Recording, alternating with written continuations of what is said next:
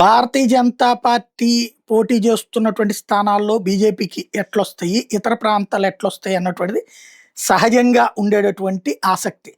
అయితే ఇప్పుడు తాజాగా 4 రాష్ట్రాల ఎన్నికలు జరగబోతున్నాయి గదా! అస్సాం గావచ్చు, కేరళ గావచ్చు, అలాగే తమిళనాడు గావచ్చు, ప మరోవైపున ఆహ్, ఈ పశ్చిమ బెంగాల్ గావచ్చు.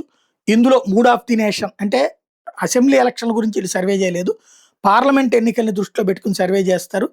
వీళ్ళు అస్సాంకి సంబంధించి హిమంత విశ్వ శర్మ నాయకత్వంలోని బీజేపీ మళ్ళీ గెలిచే అవకాశం ఉంది.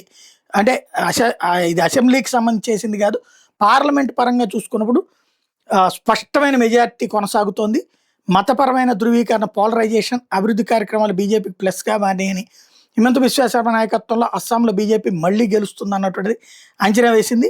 ప్రతిపక్షంగా ఉన్నా కూడా కాంగ్రెస్ పార్టీ బీజేపీని ఢీకొనే స్థాయిలో పుంజుకోలేదన్నటువంటిది తాజాగా ఈ సర్వే చెప్తున్నటువంటి లెక్క.